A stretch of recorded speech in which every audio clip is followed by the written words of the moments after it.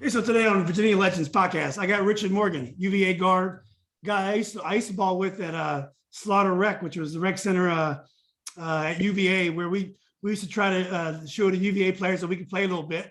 But Richard, man, good to see you. Good to see you too, man. Long time since the Dale and the Rec and all those things. It was fun. One thing about you, if I had to define Richard Morgan as a basketball player, it is joy. I mean, you love playing basketball. See, Yeah, you yeah, used to soak up the crowd at UVA, but even in Slaughter or the Dell, you love to play. You just love to play basketball. yeah. And I think I got that a lot from where I came from, Salem, Virginia. We just, that's all. That's what we love to do. And I played that. I played, football. I played. I ran track. So, I just love being out on the court, though. I finally figured out that that's where I wanted to be. That's where I had the most fun. That's what I kind of knew what I was doing, or I thought anyway. So, my dad wanted me to stay with baseball, but I couldn't do it because it didn't move enough for me.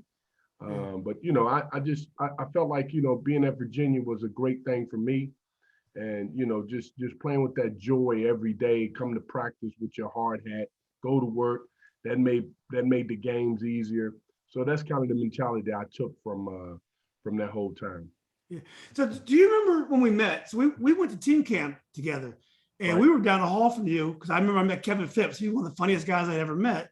Yeah, And J.R. Reed was there, who you played against yeah. at UVA. He was at UNC at the time. He was at Kempsville.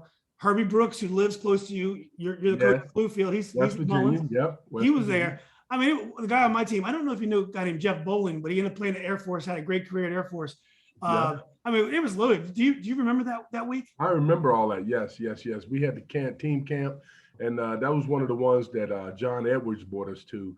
The new coach that took over at Salem, he went up to that team camp, and it was a real good team camp, and I felt like a lot of, like you said, a lot of stars was there, and it was just a good competitive team camp, and you can't find a whole lot of those anymore.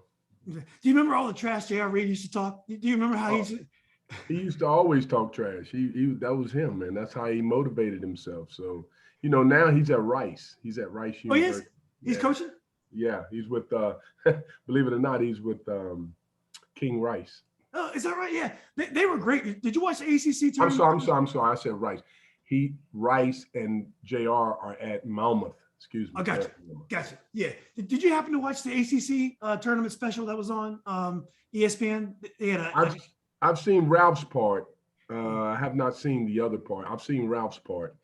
And my wife watched the other one because I was watching NCAA. So yeah. she watched the other one and she was shocked that it wasn't a period between our period. They didn't really talk much about that 89, 90 era.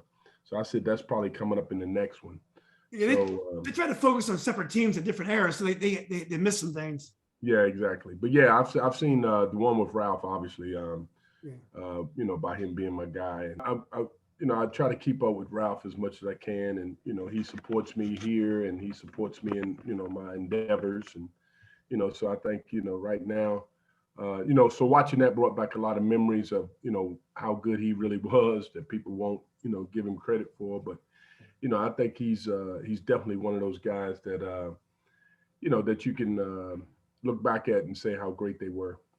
Absolutely. Well, we'll get to UVA and we'll get to Bluefield in your coaching career, but let's go back to Salem real fast. Like my father is from Bedford, and my grandmother was born in Bluefield. So Okay. yeah, Oh, so that area, I'm really familiar with that area, but I don't know much about Salem. Is Salem basically just part of the Roanoke metropolitan area? Is it one big yeah. area, or you It, guys separate? it's part of the area. Roanoke, of course, in Salem is Roanoke College. Very nice D3 school. It's funny because my son just got accepted there. Oh, congratulations. So it's a nice school. Within a little community. Everything's about football. And the people there are very, I mean, you can go to people's house, bar sugar, all that type stuff in Salem. Very nice community, very nice people. And basically that's where I grew up. And it's funny because I grew up playing over at Roanoke College. We used to get in trouble for being over there, but the guys would sneak me in and say, man, let this dude play, so my buddies would come with me just to watch, but they didn't, they would never let them play, but they would let me play. And, so that was a fun time in Salem. And then we played most of the time outside, which kids don't do nowadays, but that's where you get better. You get better outside on that black top. And it was just a nice community that, our church was right next door to the blacktop, where we hooped at. So, the church was right there. I'd try to sneak out and go over to the courts and just maybe not even have a ball, but shoot like you got a ball and all that. And then try to sneak back in church, that kind of thing. But my mom would always catch me and I get in trouble. But that's just like you said, it's just the passion I had for that. And I loved all those people at that church. Every once in a while, I go back and visit sometimes just to see those, who's left around there. And, my parents have passed away and, since then. And, so I only thing I have back in Roanoke is my sister, Carolyn. And she's been living there the whole time. She never left. And, she's got a husband, 2 kids, they're up and married and got their own kids. So she's retired now, so she's living the life. So, that's kind of what Salem is. It's just a place where you kind of fall in love with. And, I'm just so pleased that my son is, got accepted there. Now, I don't know if he'll go there, but at least he got accepted to that school because I think so highly, and there's so much roots in that area that I think he'll have a great time if he did select there. I'm leaving it totally up to him. And we'll see how it works. But yeah, Salem is just, then my brother and I came back there coaching. We took him the first year I was with him, we took him to the state, won the state. Is that right? That's awesome. Then 4 years later, I left. Then 4 years later, he took the group that I had as 6th graders and they won the state. So they've won two state championships there. And since then, I think they've won 1 or 2. So, football wins all the time. It's like 15 straight, not straight, but 15 state championships. Is that right? Salem? Yeah, Salem's a big time football school and big time football area. And, they get the best of the best. And, they're always competing for that national, for the state championship. So, you go and look at the football field, the stadium, it's unbelievable. It looks just like a college stadium. So those kids play on the best of that area. So you mentioned Charlie. I don't think I ever met your brother Charlie. How much older is he than you? And did you learn how to play basketball from your brother? Yes, that's who gave me everything. Charlie is about 13 years older than me. My sister that's closest to me is 11 years older than me. That's why my number was 11. And she lives in Mebane, North Carolina. My brother's in Tennessee. So after he won the second state, he moved back to Dobbins-Bennett, which is in Tennessee. Mm-hmm. And he coached them and took them to 4 state championships, but didn't win any of them. And then just last week, a week before, he went with the team down to their state. They had a good enough team to go to the state again, and they won it all. Oh, wow. So he was there the whole time. So, everybody got a chance to see him and all that. So that was great. He's retired now, just living his best life. But, he's the one that brought all the drills back home, jump rope, get this shot down, use your left hand, all that stuff. And every time he would come back from college, he went to East Tennessee State. And every time he would come back, he would give me another drill, give me something else to have conquered by the time he came back. So that was really good. And, then we play one-on-one, it'd be arguments, fights and all that. My mom said, that's it, no more, no more one-on-ones. So we started, and then I started getting bigger. So obviously he was like, I'm not playing him now. He's bigger and, so I could dunk, he couldn't. So, she would never let us play anymore after I got big enough to understand what was going on.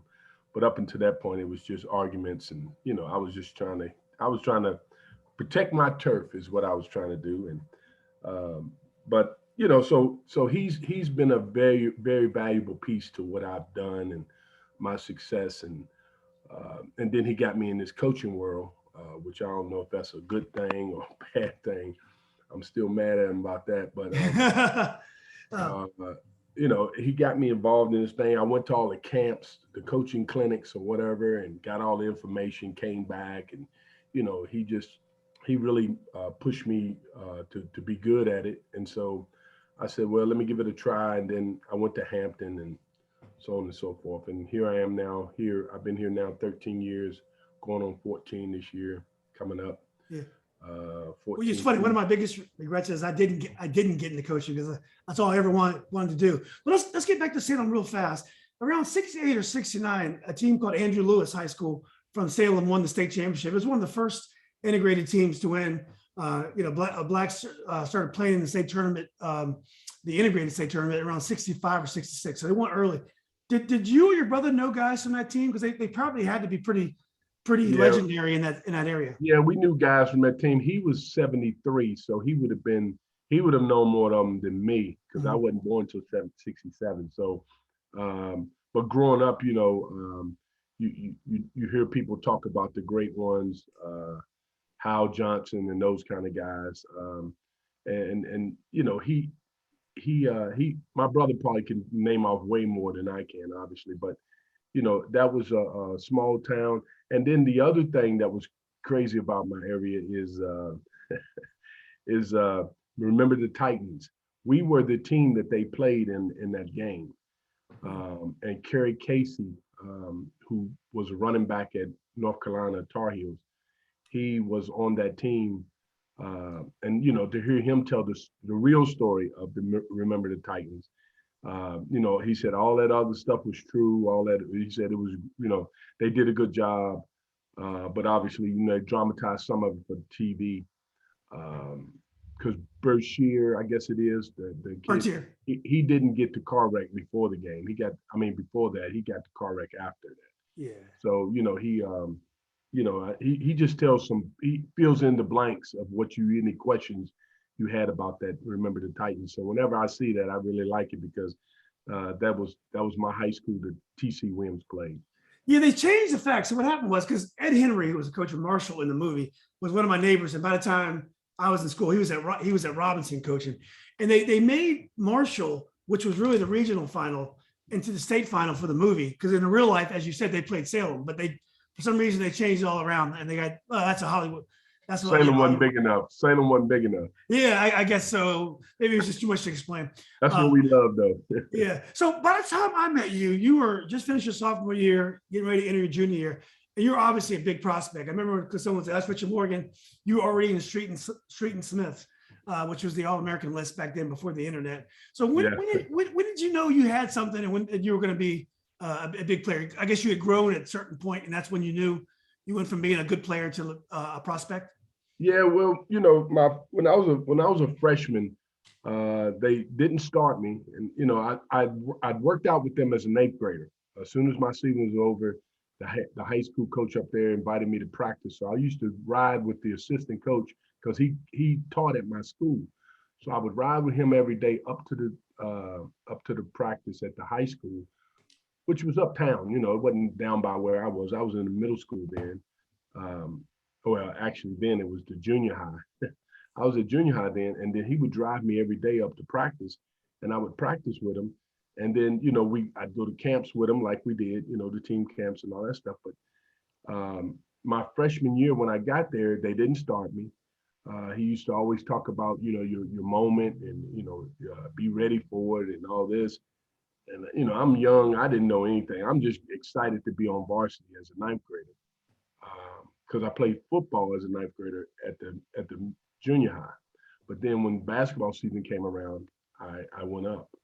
And I did not play my junior high year final junior high year as a ninth grader. I went up to high school.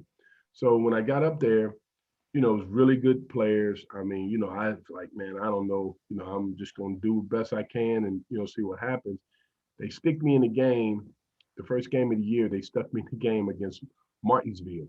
And at that time, they had won a bunch of state titles, and they had a kid by the name of Tony Dallas. Dallas, yeah. and we're playing, and they check me in the game. I go in and I steal the ball and I go down and dunk. So then the game went on, whatever. And then we get to the last play of the game, and he's dribbling out top trying to get all his guys in the right spot. And I pluck the ball from him and go down and dunk it. And I just saw a dad not too long ago that was a part of that team, and he was like, "We knew that day or that night, that moment." He said that was when it was over. We knew you were going to be something. We just didn't know how high you were going to go, but we knew you were different because as a ninth grader, you're not supposed to be doing all that. First of all, he said, and they just felt like, and not. I look back at it. I guess that's really when I really started making my move, because that was the same summer, or maybe coming into that summer. No, it was that summer that I went to the 5-star camp. Howie Garfinkel's 5-star Yeah. in Pennsylvania, and we used to go up there, and I mean it was everybody up there. I mean, you name them, they were. You had to there. get invited. You had to go. You had to get invited back then to go. Yeah, you had to get back then. You had to get invited, and it was all freshmen. It was all guys that were coming into their. I guess it would have been their freshman. No, yeah, their freshman high school, freshman college. Excuse me. So we went up there and played in that, and I got MVP up there, and out of all those guys, and I'm telling you, it was Jeff Lebo, Kevin Madden, Wally Lancaster. Oh yeah, DC guy. It was all kind of guys in that thing, man, and just all those guys in that. I was like, man, Sherman Douglas was there. That was the first time I've ever seen Sherman Douglas, and I was like, man, this dude is fantastic. And I try to tell everybody that, I had no idea what to do or what was going on. All I knew was just, like you said, just play hard, enjoy. I had the joy for the game. I loved the game. So I just played. And then at the end, when we got the MVP, I was like, man, I didn't even know really what that meant at that time. But after that, then that's when I started getting a lot of, I'd always gotten a lot of letters, even when I was a freshman. And then everybody just had me pegged to go to Virginia, to UNC.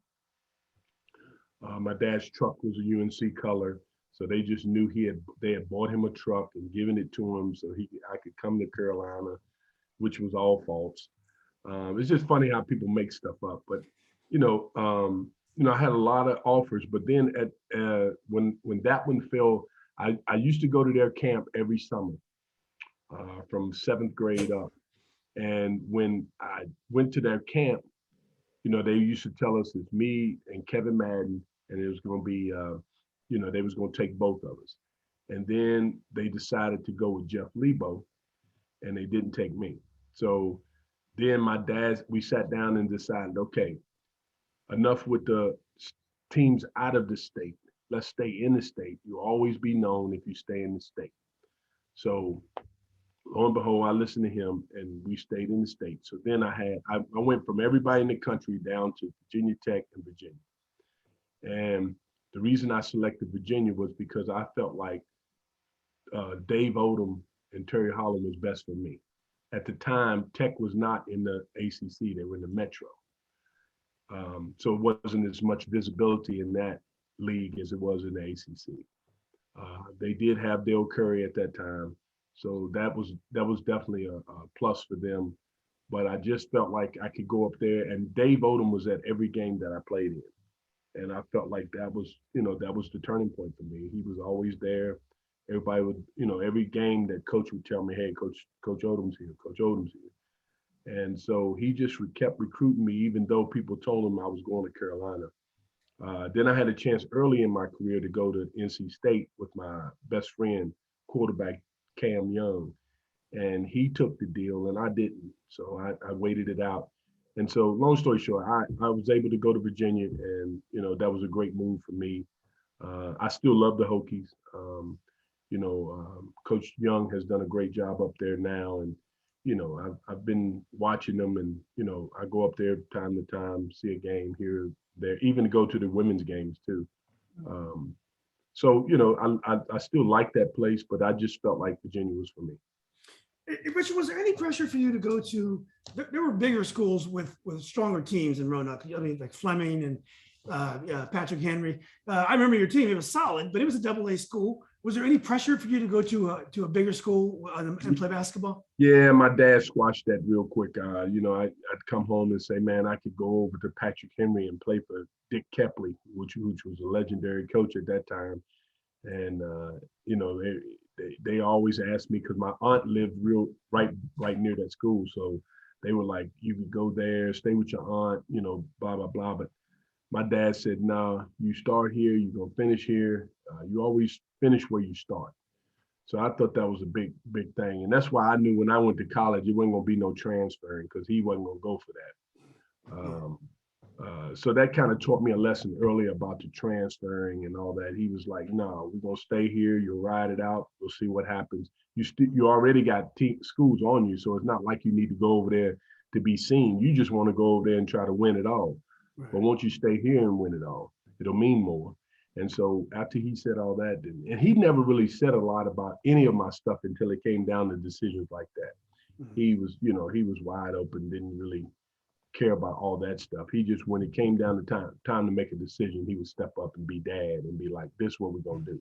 Yeah. So it was a little pressure to go to Patrick Henry and play for Dick Kepley, which they was loaded at that time. So he was the coach before Woody Dean. He must have been the coach before Woody Deans. He was a legendary coach before Woody Deans. His son played for him.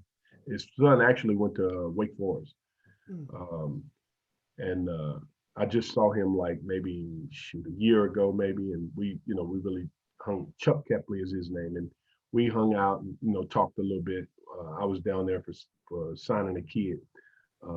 So yeah, it was a little pressure, but not enough to sway my dad to uproot us or either send me to my aunt or whatever. So that was squashed quickly, and then we went ahead and stayed at Salem. Well, before we get to UVA basketball, I remember we hung out at Team Camp. We loved it. I remember all of us, we'd walk down to the pizza place down there by Wayside Pizza. I mean, I can't remember what it was called. We had the best time in Charlottesville. And that's basically why I wanted to go to UVA, because I had such a good time at Team Camp. What are your memories generally of the campus before we get to basketball? My memories was football games, sitting on the hill. I don't know what it was, but I always wanted to sit on that hill and watch a football game. Yeah. Like you said, go to the Wayside Deli and all that. That was awesome. Yeah. But the other thing was, and I know it's basketball related, but the other thing was the Dale. The Dale was where you really got to show your skills and get your credit, your street cred. Yeah. And I felt like if you go to the Dale and you shine, you're gonna be all right. And I've seen guys like Chris Warren come in there as a football guy, come in there and get his street cred from dunking on Olden Polynice or whatever it was. It was always something. And then of course those guys coming back, those old guys coming back and playing, in the summer. The Carlisles and the Jimmy Millers and all them that came back and played in the summer. That's where we really got. That's what really did it for me as far as, that's where I wanted to be. But it's funny that, sitting on that hill watching a football game was the highlight for me, along with, some of the other little spots around Charlottesville. And I worked at a fitness center over there. So I love that fitness club. So, I just felt like those kind of things and walking, anytime you had to walk to class and the BBS and all that type stuff, man, for me, it was just like, I know I was in the right place. Taking Dr. Deal's class, was a psychology. Yeah. So stuff like that did it for me. And it was tough. I mean, I tell my dad every semester, hey, I made it through this semester. I'm gonna try another semester. Yeah. So I did it as semesters. I didn't do it as, I'm gonna be back again next year. I'm gonna be back next semester. That's what I used to tell him. Take one So, at a time. It was good, but like you said, it was tough. I mean, it wasn't easy. And we didn't even know about all the other stuff going on, with all the stuff on the campus. It was just like one big happy family. So we didn't have to worry about any of that type stuff. So, I loved my time there. I would do it again in a heartbeat. loved to play for Tony Bennett. But you know, I just felt like that was a turning point for me was when you go up there, and we was up there for the summer. I guess we was up there for what did they call it? Summer prep. Summer prep. Yeah, we went to summer prep, and I thought that was the best thing you did. Excuse me, for freshmen to bring them in and get them acclimated and get them understand what was going on, and just how hard this is going to be. You got to work, So I thought that was the best thing. And then after that, I never came home after that, in the summers. I always stayed there and found something to do, took a class, whatever, just so I could stay up there and not leave. Yeah. So Richard, one thing I remember about UVA is I come from Northern Virginia, and it was very progressive in terms of race relations for the time. So, I mean, you had a lot of white, black friends. It wasn't a big deal. I'm not saying it was perfect, but it wasn't like Roanoke was a very segregated place. There's other places in the South that were probably a little different. What were the race relations from your point of view in Charlottesville? So I would think, from my memory, that the athletes kind of rose above that a little bit. You guys were treated a little bit differently because we really loved our sports. And it wasn't like you guys were amazing always. UVA, you guys are one of us. I mean, you came after the Ralph Sampson years, so the basketball team had been good. The football team had just gotten good for the first time in generations. But I felt like there was a connection between the athletes and the student body. It wasn't like you guys were like these guys that were too good for everybody. Yeah, I think that was the biggest thing was we always blended in with the regular population. I thought like I said earlier, I thought we had one big happy family. I mean, it was, like you said, it was white, black, it didn't matter, Mexican, whatever. And we all just hung out and just had a good time. I mean, we went to Rugby Road. It wasn't no segregation on Rugby Road. I'm gonna tell you that right now. It's just one of those things that I thought, we, like you said, it never bothered me. I had no problems with what went on there. And like you said, I mean, we were kind of sheltered by it, but at the same time, we were in the middle of it because when we went to parties or whatever like that, it was never like somebody say, get out of here or use an N-word or any of that stuff. So I don't remember any of that stuff.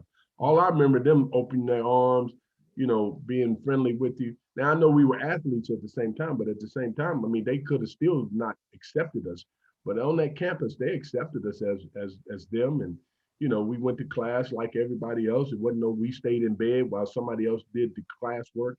We had to go to class. And, I think they appreciated that back then, that we went to class and did our work. And, I'm with you. I never experienced anything like that. Even traveling on the road with the team, none of that stuff ever came up with me. That's why, when our team last year kneeled for the national anthem, I told them I don't know what to tell you because I didn't have that problem on my team. So it is what it is. It's a different era, I guess, now, and people are different now. But I think there we all was one big happy family, and we tried to keep everything in house and tried to keep everything on the up and up. And we generally loved each other, and I mean, it's Wahoo. No way around it. It is crazy because only 10 years earlier, Al Drummond had been the first black player to play for UVA, and there was tension on campus. There was, but I really believe that athletes kind of transcended that because I really think you guys, you guys are treated like just not like, I don't want to say kings, but people really were into the sports and really excited about what you guys were doing. Let's talk about Terry Holland. Coach Holland, he had this great air about him, kind of a gentleman guy. What did you learn from Coach Holland, and what are some of the things that you learned from him that you use in your coaching today? He's a Virginia gentleman. That was the one thing I thought, everybody would talk about him. That was the one thing you could say that everybody would be like, yeah, you're right. He was a Virginia gentleman. He didn't get too high, he didn't get too low. He always stayed kind of in the middle. Even when he had Ralph, he still was level. He was grounded. He's a guy to teach you that, you got to do what you got to do at the time. You got to be held accountable. Got to be at practice on time, ready to go. And so I took that, like you said, I took that as when you come to practice, you practice as hard as you can. I didn't want to lose my position, so I practice as hard as I can to let the guy behind me know, you got no shot to get this because I'm not going to come in here any day and I'm not going to be ready to practice. So he taught us that. He taught us how to care about each other. He taught us how to play as a unit. He didn't want anybody to shine over anybody else. He would say, you're not going to get as many shots. He didn't say anything about taking shots. We opened our arms up when Brian Stith came, which we knew he was going to be special.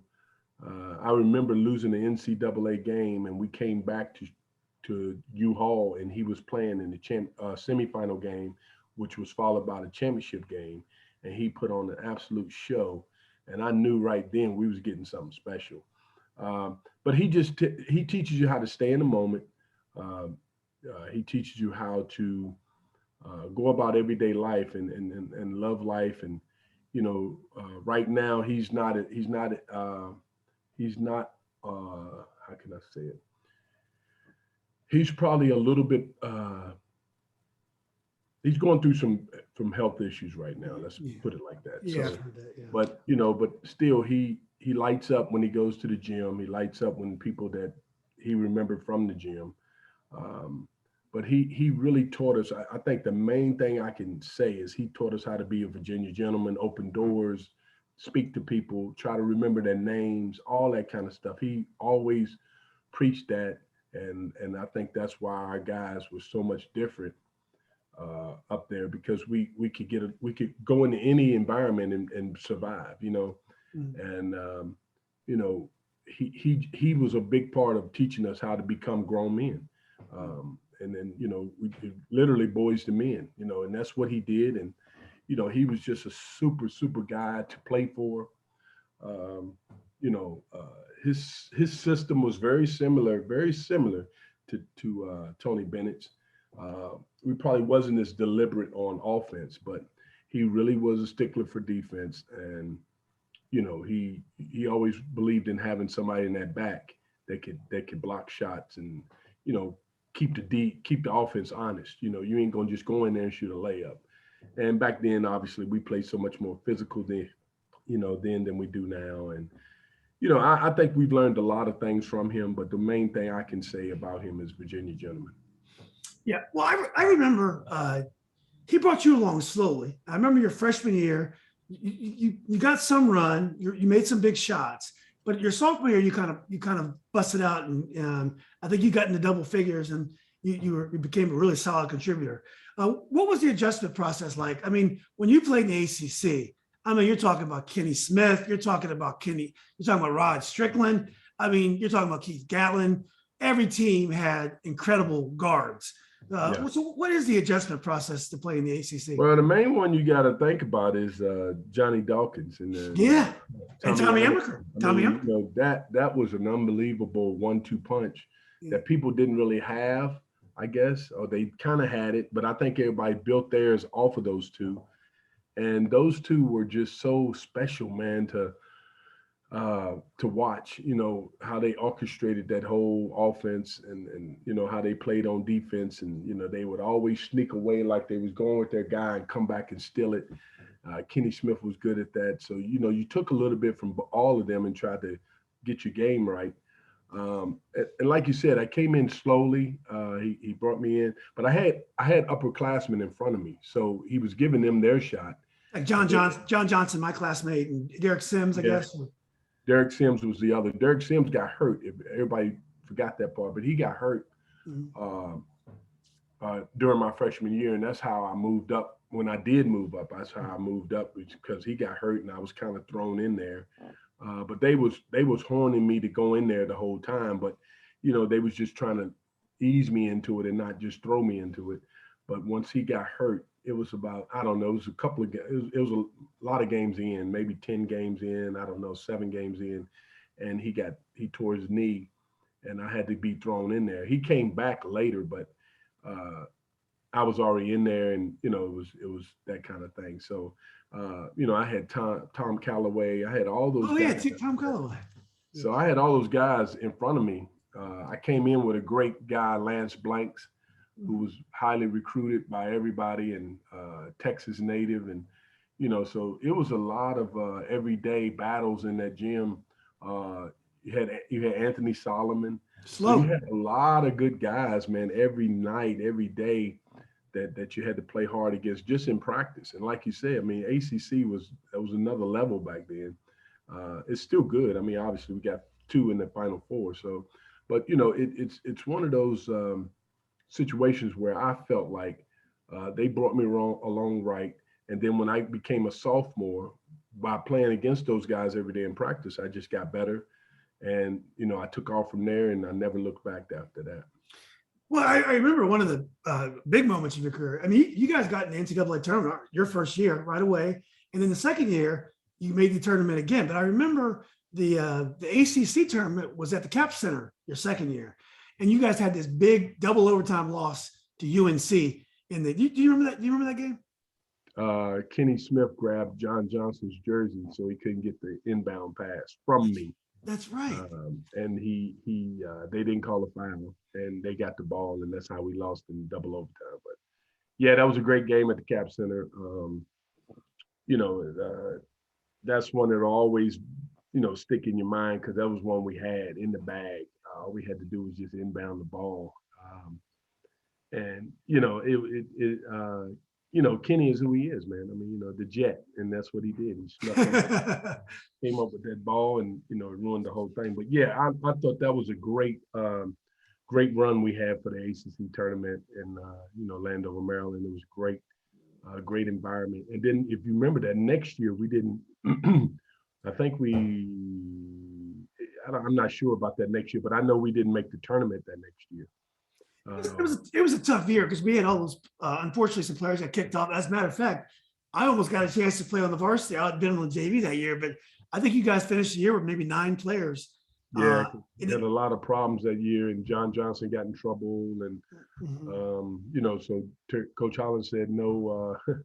Coach Holland said no postseason play, so we sat home while everybody else played, and then we came back. So that really motivated us for the next year to come back and play, to play hard. Well, you mentioned Brian Stith. I remember watching Brian Stith at Brunswick, and he had a great coaching career at Brunswick as well. And he was always a great high school player, but he played Double-A. He was 6'5", and he was a post player in high school. So when you watched him, you didn't know how he was going to do at the next level. I was a big fan. This guy is a warrior, and so was John Crotty. So I remember being so surprised at how easy Brian Stith went from being a post player at Double-A to being an ACC small forward, and he was unbelievable right away.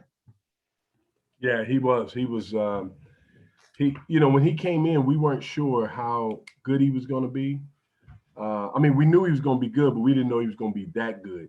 So always the conversation was in the locker room, who's going to guard Brian? And then we would go from there to, figure out what we was going to do. Who's going to guard Brian? If you can't guard Brian Stiff, then you're going to have a rough night. But they always put the better guy on him, or they would say, no, let's put him on Richard. And then Brian would be like, well, great. And then they'd go, well, let's put a big guy on Brian. And then he'd go around and dunk on him. And it was just crazy, man, how to try to figure out. And then they had to figure out, well, what you going to do about John Crotty? Because he is still here. So it was just crazy how that whole thing always played out in the locker room. Like we would just wait and see who was going to guard whom, especially in that Providence. When we made our run in my senior year, the Providence game is the one that sticks out because they had Carlton Screen and they had the other kid. And they had 3 guys that were same thing. They had a 1, 2, 3. And they had to figure out who was they going to put on Brian. And the person they put on Brian, he absolutely killed. And because they had to make a choice. You going to let Crotty go off, or you going to let me, or you going to guard Brian? So it was great in the locker room just trying to figure out their strategy to, what they were going to do. And, I think we really had a good time with that. And like I said, we were motivated. We started soon as he told us we weren't no longer going to make a postseason. We started right then, weights, running, playing, really getting ready for that senior year. And I tell you what, man, I came back like 10 pounds under what I was supposed to. So I was much lighter and could run, even faster. And so we really dedicated ourselves to that run, and it was just unfortunate we ran into Michigan, but up until that point, man, we had knocked off Mookie Blaylock and Stacey King and all of them. So those were kind of the days that uh, that was rough situation for my junior year, but it was a good situation for those freshmen coming in. And Crotty, I guess, was by then he was a sophomore, I guess, and it was rough for because he was thrown into everything because of what happened. And he was a freshman, and then he was a sophomore when we made the run, and Bryant was a freshman. So it was unbelievable how we got all that put together, and we we really dedicated. I never forget how we dedicated that whole workout, everything, to what was going on that floor that night. And then to get knocked off by Michigan after all the games we had played hard and won, it was tough.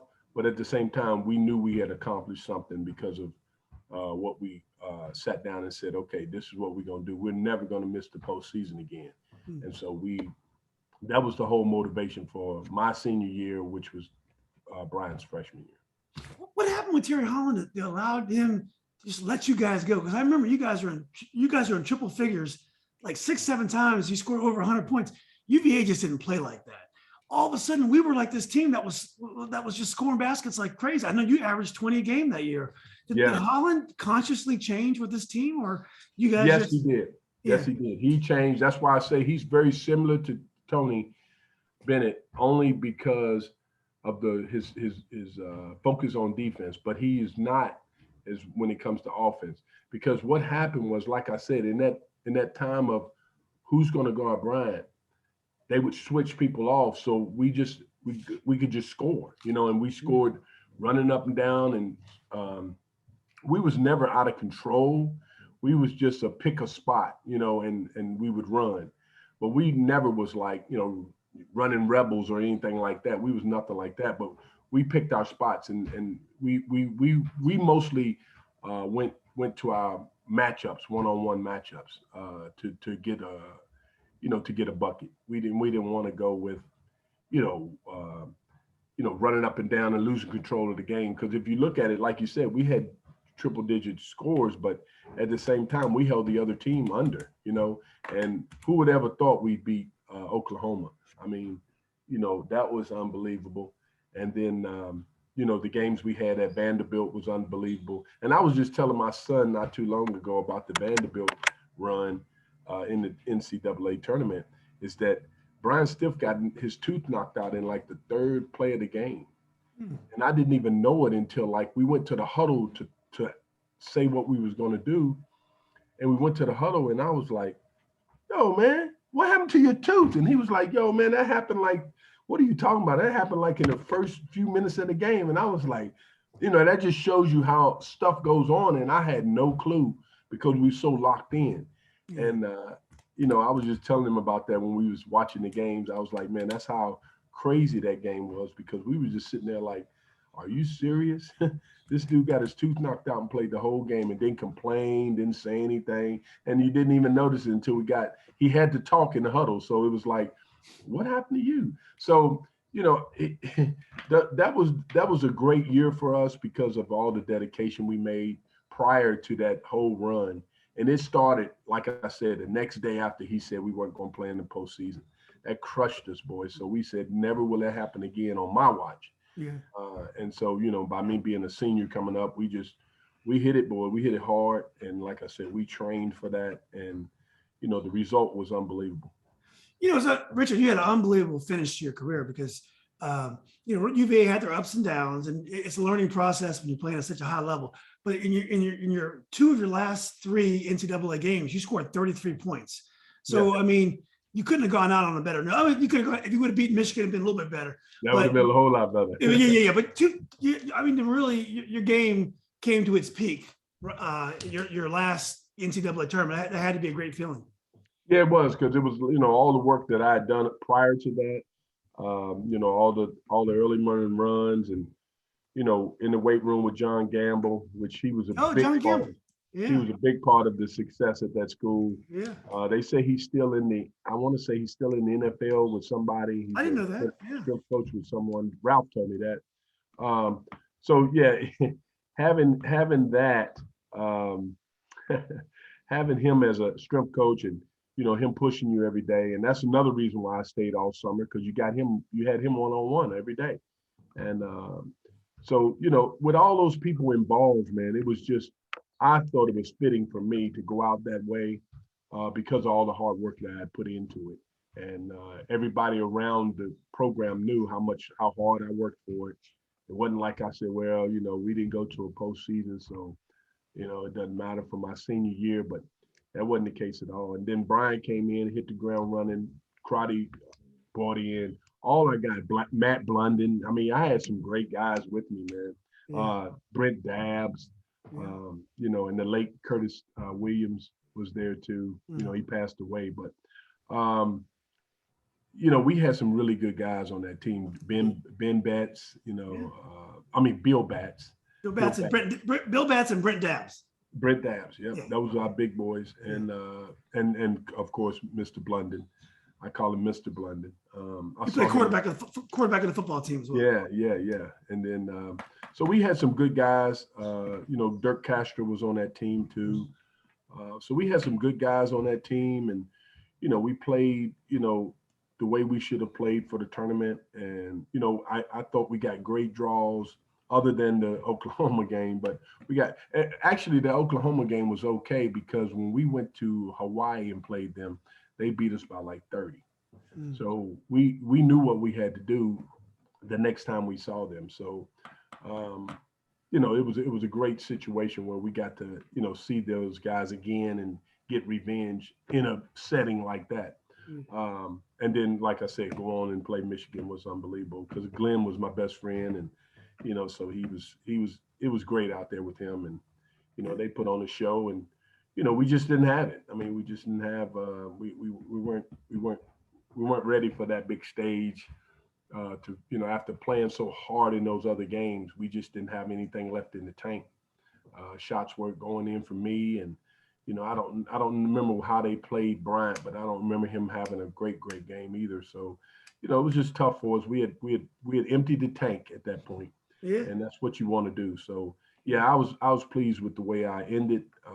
Obviously, not wanting to lose to them, but I was pleased with how we went out. Yeah.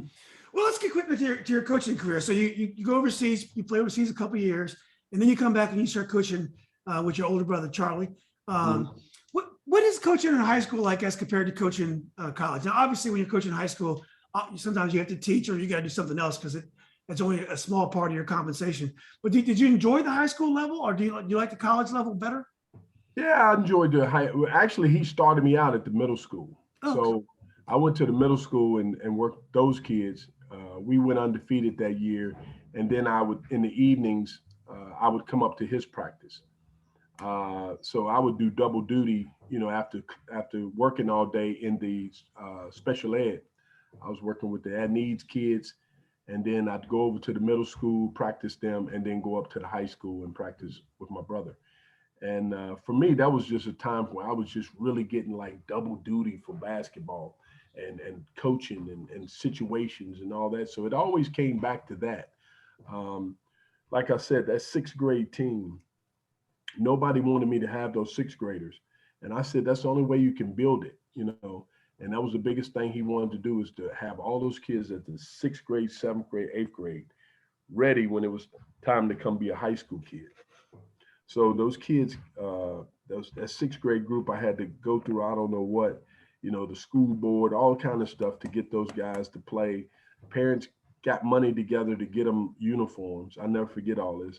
And, they were saying how I'll get them hurt and all this stuff. And then for them to go 6 years later and win the state, they all looked at me like, man, I said, I told y'all, man, you just got to build it. And those kids had been playing in that system for 6 years. So you knew they were going to be good. I mean, they could call stuff that my brother didn't even have to call because they knew the counter to that, So they were really, really good in the offense. So, it wasn't different as far as just, kids are kids. Players are players, but to get them to play hard at the middle school, they knew when they went up to the high school it was going to be 10 times worse to play even harder, because that's the way my brother coached. So, just learning all that from him was the biggest thing I thought, just how to get them to compete every day, every practice, and already knowing that that's the way I practice. So I told them, you can't measure it on yours, you got to measure it on mine. And so that I felt like that helped me get the solid base at the middle school. Because a lot of coaches will tell you, oh, I started right out in college, or I started right out at the high school. But to say you started out at the middle school, they know you had to go through and really teach and really explain, and you had some stuff you had to do. And I think that really helped my career, starting out that early in my career at the middle school, and going to all the coaches clinics with all the big time coaches. I think that's one of the things that really helped me, to be the coach that I am today. Yeah. Well, you end up. Did you get the varsity job at Salem from your brother, or did you start doing become a college assistant next? He called and got me a college job after working with him.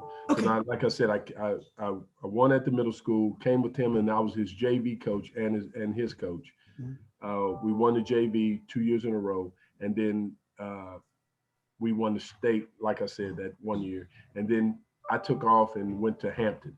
That's right. Okay. I went to Hampton, worked there for a year, and then I went to James Madison for 4 months. And then I came back to Hampton because one of the coaches got the job. Steve Murfield got the job at Hampton, mm-hmm. and I went back to work for him from JMU because I could get on the road and recruit. Mm-hmm. So I went back and took that deal, did that. I don't know why this thing's going off like this, but anyway, I went back to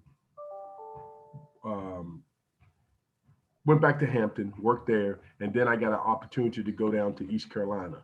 I went down to East Carolina with Joe Dooley, the one who just left East Carolina. And then I came back to Hampton again when Bobby Collins got the job at Hampton. He wanted me to come back and be associate head coach. So I went back, associate head coach. We won the tournament, went to the dance, and then they said they wanted to do something different. So they went and got another job. They went and got another coach. And then I went to App State through a friend who called Houston Fancher. Houston Fancher took me in there. We had a great run there. And then they wanted to go in another direction. And they brought in Buzz Peterson. Oh, I was on my way to Greensboro because my wife told me to pick a place I would always like to go. And I said, Greensboro. And, I picked it, believe it or not, why I picked it, for the ACC tournament. So I could be right there.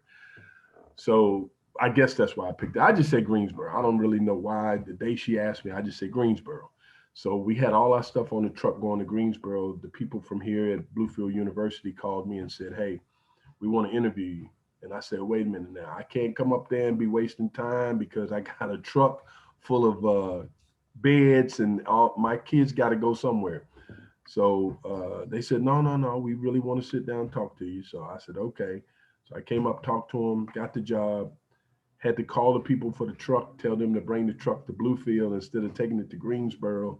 They had no problem with it. They brought it up here, and I've been here for 13 years. Wow, that's awesome. Well, just talk a little bit about NAIA. Now, for basketball fans, they'll know who NAIA is. It was a competing conference, a competing organization, association to NCAA. Years ago, there were tons of teams.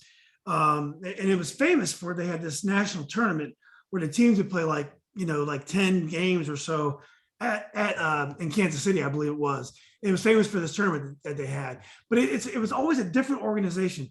What is it like coaching in NAIA now? And what are some of the advantages and disadvantages?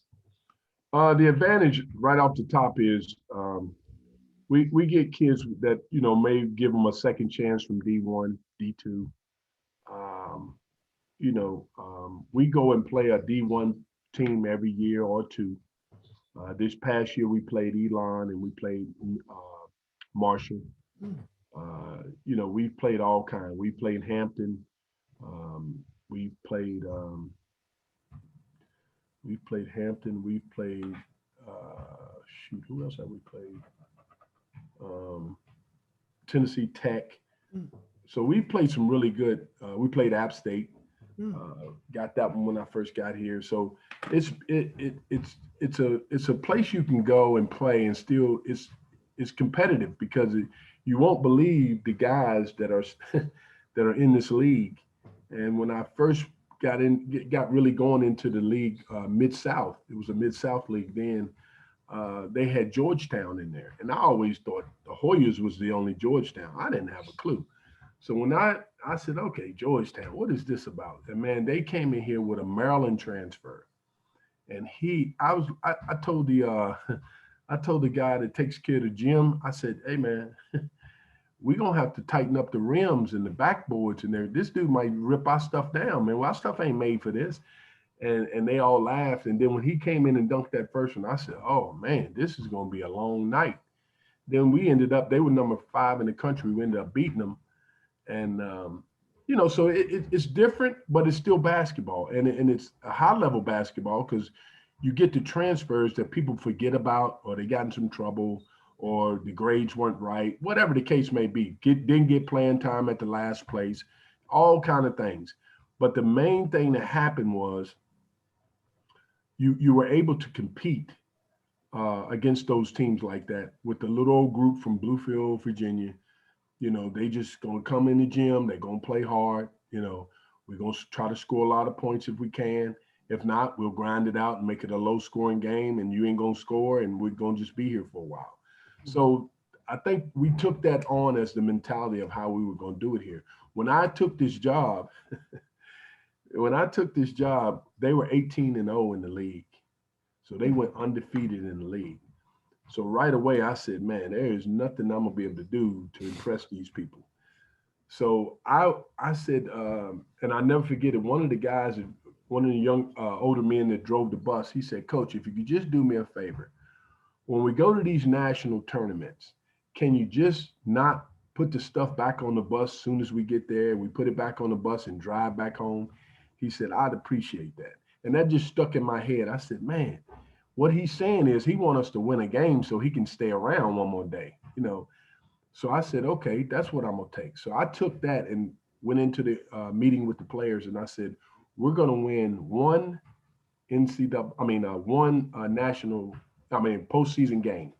I said, we're going to win one. That's all I said. That's all I wanted, just to win one. So I can get that guy to say, okay, that's he's doing something. So lo and behold, we got to that first year and won the league and went to the tournament and won one postseason game. And man, you would have thought, man, oh man, this is going to be easy. This is going to be great. And then from there, it was just always just kind of, we go to the postseason, we're going to win a game, and we've had winning seasons. I've had great players here. I graduate my players. They go on to be successful out in the real world. And I'm really proud of all of them because, people don't know their story, and they all have a story. And they all have been so focused and on doing what they're supposed to do here and not being the team that wasn't successful here. And, so it's been really, really good to have this place to call my home and, to raise my boys. And now my oldest is graduated from Gardner-Webb. He's doing his master's here at Bluefield University. And then my youngest is a senior, and he's trying to, like I said earlier, he's trying to pick his school, and Roanoke College is on the map. My wife finally got smart, or I guess it was be smart. She came over to work here at Bluefield, and she's now director of online and traditional students. She's a VP. So, she's kind of got her little niche. And so we're kind of locked in here. I don't know how much longer they'll do it, but ever how long they'll do it, we'll do it. And when I see fit to roll out, I'll roll out, because I think my job is done here. Yeah. So Richard, you're in Bluefield. It's Virginia, not West Virginia. I mean, I know I'm in Virginia, but if I walk out my door right here and go down the street, I'm in West Virginia. So I live in West Virginia, but I work in Virginia. One more question about recruiting. When you go see a kid, you go to a game. If a kid is really good, you're going to be like, well, I'm not going to be able to talk them into going to Bluefield yet. I mean, so what kind of kids do you see that you're able to get? My guess is you got to probably have relationships with coaches, high school coaches that can say, look, Yes. I got this kid. He's really a good kid. Give this kid a shot. Is that the kind of thing you do to get your kids? Yeah, and that's how we got our best players. You see behind me. Let me see where I move this way. No, this way. Yeah. As you see behind me, that number 2 jersey right there. That he had 2,100 points. Nobody wanted him, and we took him. We took him because nobody wanted him. He had a chip on his shoulder, and he was about 5. Everybody said I lied, but I think he was 5'8", but he probably was less than that. I don't know, but you couldn't measure his heart. He's had tremendous games here, and 2,100 points, 2,200 points. That's a lot of points. It's a lot of I don't points. care where you play, and so guys like that we get because somebody will say, hey, this kid needs a shot. You just look at him, see if there's anything you want to do with him, or I'll go and watch a kid and take him because I like the way he fits us, or somebody will want to transfer from a school. Just stuff like that is how we really do it. Junior college usually is how we do it. We try to get a freshman here and there. When the 2,200 point he came here, Jeremiah Jenkins, he came here and he got the keys right from a freshman. So that's why he was so good by the end, because he had been battle tested. He had been through all the stuff with the other players that in our program. So, recruiting is not hard here. It's not easy either because the ticket price is tough. Let's say that. And the kids that I try to get, it's tough for them to pay that type of money, but parents are going to do what they got to do for their kid. And so we have to go out and be strategic about where we go and where we get them from. And, you're right. I got certain guys that I trust that I'll say, okay. I had a phenomenal recruiter, Ryan Moody, that's been with me. He was with me for 10 years. He's still with me now in the background, but he's been with me for 11 years. But 10 of those years, he was here every day, going out, hitting those streets and getting those guys and getting those players. I never had to worry about it. So he did all that for me. All I had to do was show up and coach him. And that was the fun part of it, and deal with the discipline stuff and all that.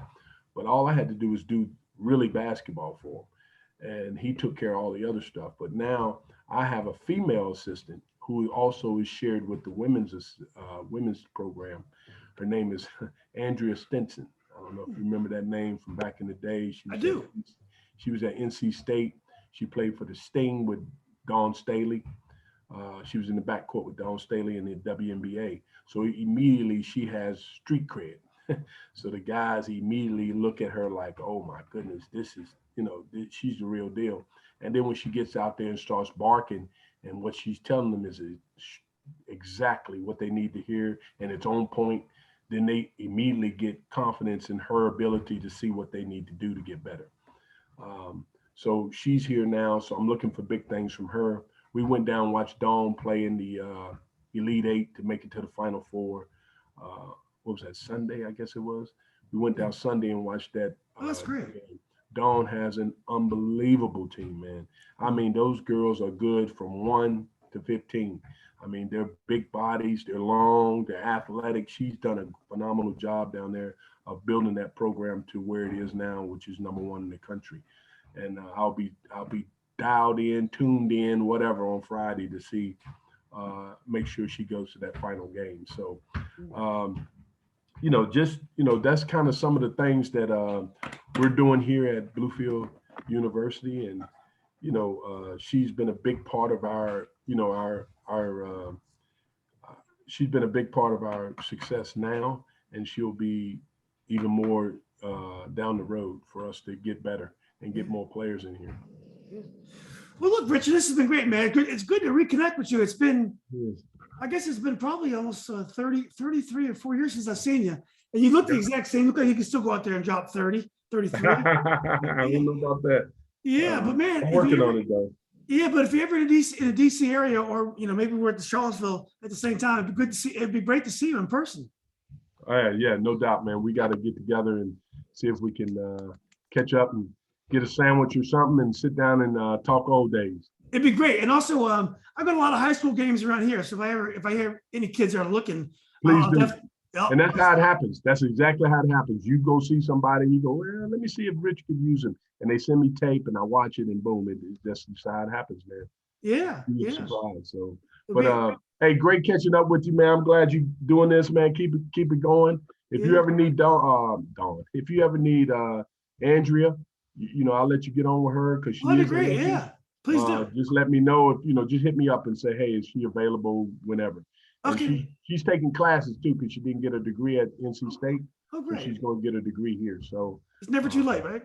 Yeah, never too late. And I've been on her for years, so she finally took me up on it. So and it's a great addition. So awesome. But hey, at the same thing, go Hoos. Yeah. Go Rams. That's right. We'll talk to you soon, man. Okay, Richard. Thanks again for doing it, man. We'll be in touch. Thanks so much, man. All right, buddy. You're welcome, man. Bye-bye.